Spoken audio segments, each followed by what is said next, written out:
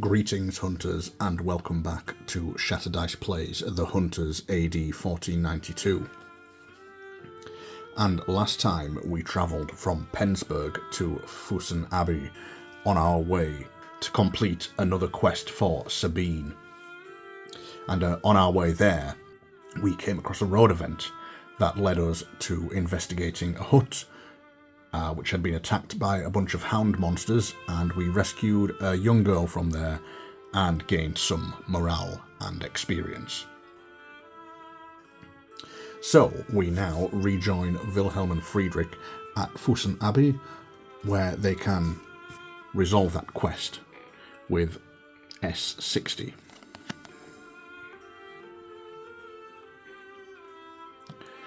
The ruins cover a picturesque area at the foot of a hill covered in a dense pine forest. You waste no time and head out to look for any trails of paws, victims bitten to death, or other tracks. Okay, so we choose a hero to test Perception 5. The problem is, both Wilhelm and Friedrich have a perception of 0, which means we cannot possibly pass that test, because the die only goes up to 3. And as we only have 1 morale each, and it's not a group test, we can't combine our morale to improve that score. So that is an automatic failure, regardless of what we roll. So we read 42.14. All kinds of tracks can be found here, left by many predators. Footprints, bloodstains, and broken branches. But they don't bring you any closer to finding the Lucanus. You're wandering the ruins and nearby forests for a long time, and just when you think that your excursion will end in failure, you smell sweat, rotten meat, and animal excrement. You are standing in a small basin crossed by a stream. The wave of stench originates from a horrible creature. Its hairy head is crowned with twisted horns. Its red eyes are focused on you. This time, it's the prey tracking you down, not the other way round. Resolve Quest 37B. Quest Goal. Your quest goal is to defeat the enemy by the end of round 7. So, special rules for 37B. The Lucanus starts its turn in the first round before the heroes, regardless of the hero's perception. Well, that would be happening anyway, as our perception is 0 and its perception is 1. Okay, so here we have the setup for Quest 37B.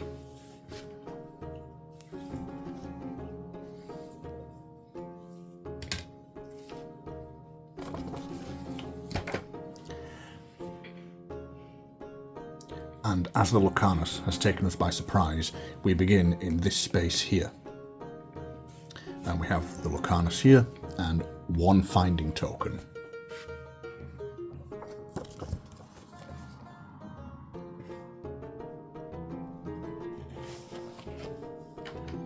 In fact, 2 finding tokens, because there's 1 down here too. So we fought this guy before, and you may remember I made that fight way harder for me than it needed to be. But just as a reminder, it's got 3 defense against everything. It ignores stun, mighty, immobilize, and pierce 1, 2, and 3. Ethereal blade. It ignores our armor and helmets. And then it has demonic gaze. Each hero who attacks the Lucanus suffers a 1 wound at the end of their attack activity. And then it has 3 strength and 2 dice.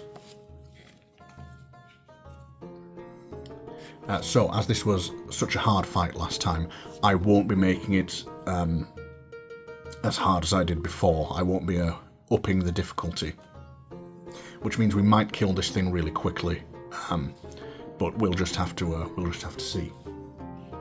Oh, although we do have some grease that we can use against the Lucanus. Technically, you're supposed to assign any upgrades and equipment and everything before you even open the quest book, but I completely forgot I had it. And to be honest, I don't think I'll even need the grease to beat it. So do you know what? I'm going to take my punishment there and say I can't add the grease on now. So we have our 5 starting cards for Friedrich and our 5 starting cards for Wilhelm. So all that's left to do is shuffle the decks and place the round token.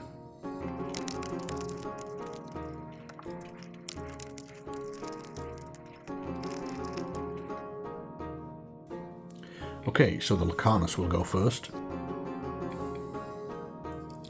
So the Lucanus is at range 1+, so it's going to move 2 towards us, then it's going to do it. Then it's going to do an attack 3, that's mighty. So, before it can even move, we're going to play the reaction from Greek fire. So Friedrich is going to fire his blunderbuss with an attack 1. So that's 4 dice.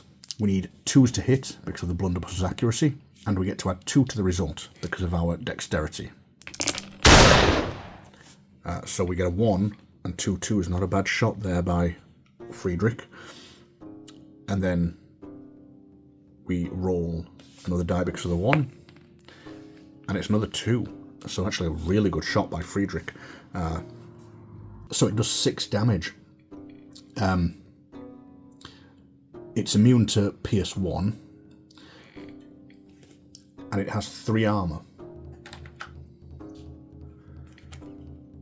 So it takes 3 wounds. Oh, and the Lucanus does begin with 8 wounds on it in a 2-player game, which means we've put it up to 11 damage. So it only has 6 health left. And then it does its attack of 3, and it's got to target Friedrich.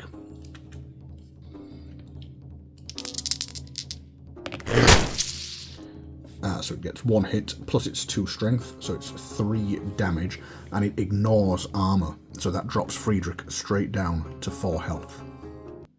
Oh, and Friedrich would suffer a wound from when he shot at it, so he'd actually be on 3 wounds. Now we will do Friedrich's turn. So we need to get away from it, which means we're going to have to spend one of these. We're going to have to use versatility because the others don't have a parting leap on them. So he gets to do a move or parting leap of 2. Oh, I haven't even moved the Lucanus into their space. Silly me. Now, the good thing is, because we outnumber the Lucanus, it means we can do the parting leap without suffering a penalty strike. So, Friedrich will move to there, and then he'll use the interact portion of this card to claim this finding token. And then he is going to use this anatomy card to heal himself 2 damage, putting him back up to 5 health. And then it's Wilhelm's turn. So we don't actually want to kill the Lucanus just yet, so we're not going to go all out on it. Instead, we're just going to use heavy swing. So it's currently taken 3 points of damage from Friedrich's blunderbuss. So we're going to get +1 die for each wound the enemy has, up to 3.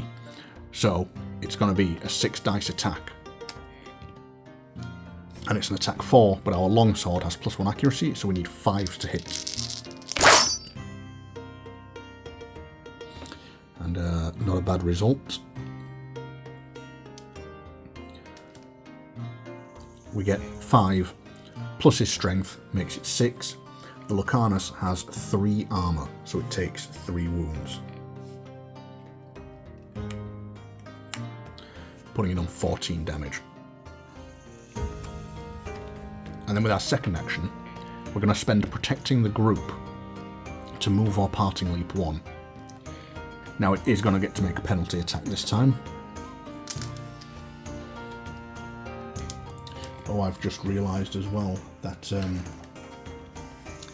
its attack against Friedrich was mighty, wasn't it?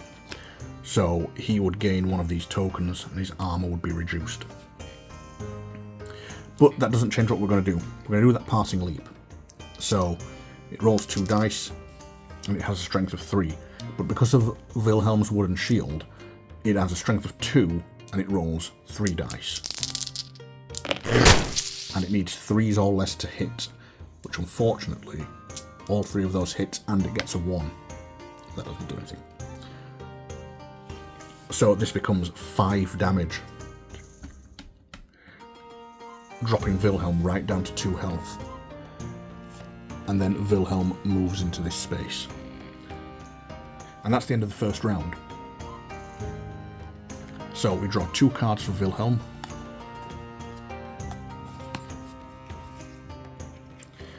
And for Friedrich, we draw 3 cards.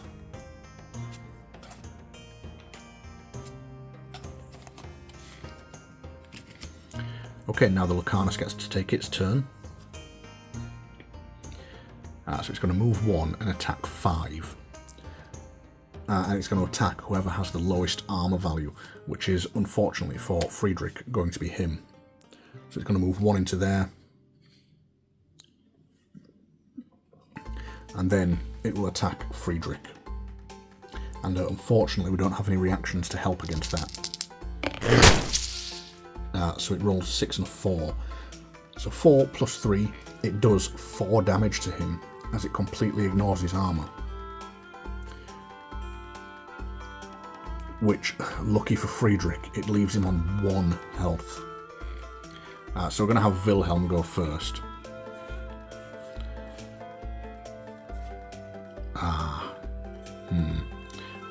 I think Friedrich might be getting knocked out in this fight. Because he's literally not going to be able to do anything in that space. So, we're going to discard one of Wilhelm's cards.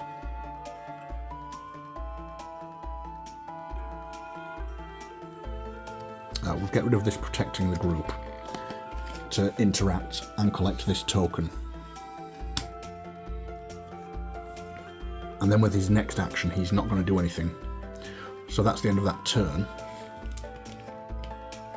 Yeah, we can't do anything because we can't heal ourselves while we're engaged. Yeah, so there's nothing Friedrich can do. So all he can do is stand there and get hit, unfortunately. So that's going to be the end of that turn. So we just need to draw 1 card for Wilhelm.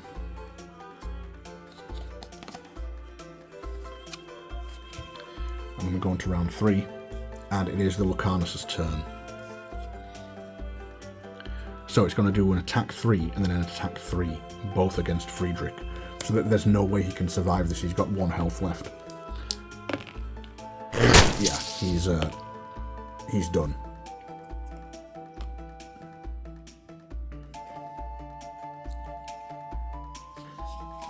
And Wilhelm can't really do anything. He could move towards the Lucanus, but if we do, it's going to attack him, and he's only got 2 health left. So we're better off letting it come to us. And we move on to round 4. And then we'll draw for the Lucanus. Okay, so it's at range 1+. So it's going to do just what we wanted it to do. It's going to move 2 towards Wilhelm, but it's not going to attack him. 2. So it enters his space, and now it's Wilhelm's turn. And Wilhelm is going to use this powerful strike, and he's going to use the reaction from Blade Dance to add an extra die to it. So we'll roll 4 dice, and we hit on 5s. So that's 4 hits, plus his strength bonus of 1, so it becomes 5. And again, its armor reduces that by 3, so we do 2 damage to it. Which puts it on 16 damage. So we'll need to do 1 more point of damage to it. And I have just remembered, each time you hit the Lucanus, its demonic gaze does 1 wound to us. So Wilhelm will be on 1 health. So if he doesn't kill it with his first attack, he's going to take another point of damage. And that's going to be all for him.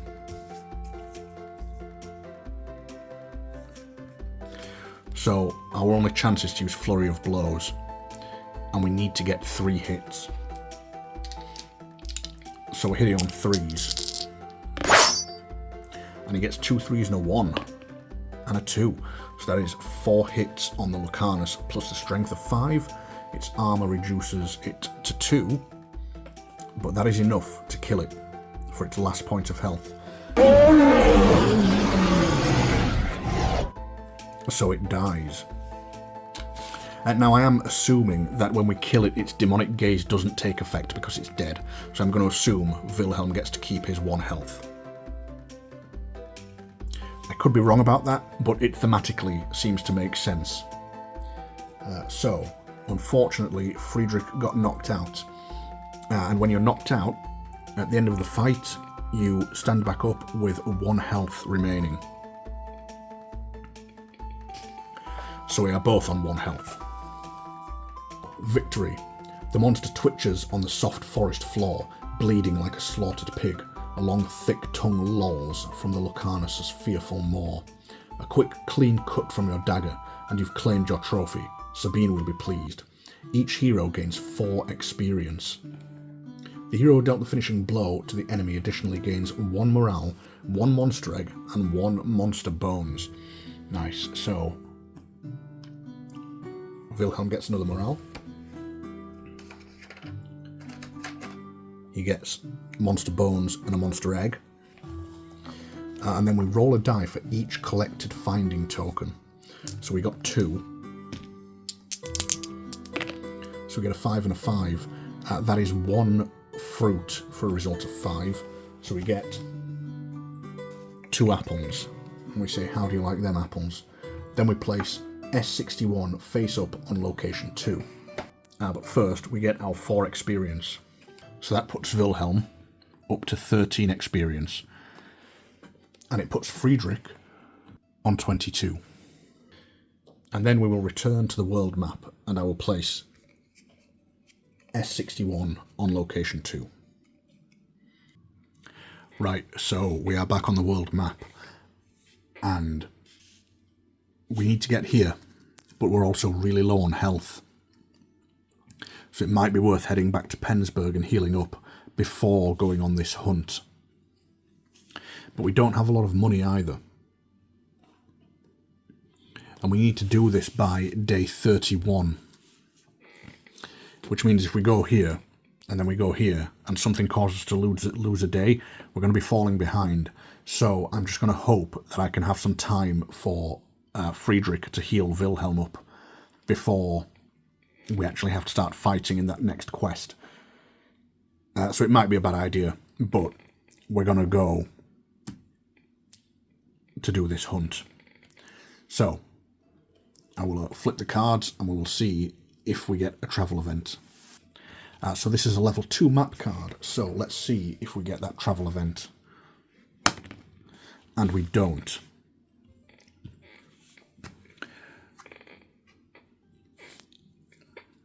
So we then resolve this card immediately. S11. Oh, and of course we are now on day 30, which is why we get to resolve this. So, you come to the appointed place at dawn, wading in the mist, rolling over the forest floor. Every prominent subject of the Duke is already here, even his brother Heinrich. The whole gathering, accompanied by 100 beaters, is drowning in the deafening howls and barks of hounds. Time to start the Great Hunt. 14.01. You enter the thick forest, divided into small groups. You prepare yourselves for the coming of the beast, setting an ambush at the edge of the forest. The beaters are still far away, but their voices can be heard growing closer and closer. You listen intently.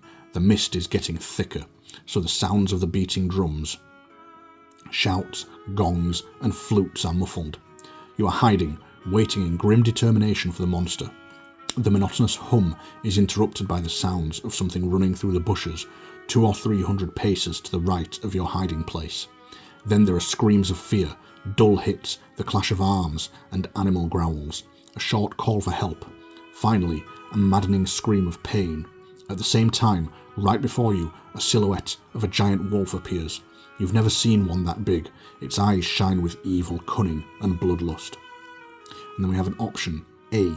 You hope that the monster before you will be struck down by another group and decide to aid the huntsman to the right. Resolve quest 4. B. Your goal is to kill the beast, and the wolf before you might very well be the creature you're seeking. Resolve quest 5. So I normally would have gone with B and chased after the beast. However, because of how badly we are injured, I'm guessing we might have an easier time of saving these other huntsmen. And also I'm assuming they're part of our group, so if they're dead, we're likely to be on our own if we do quest 5.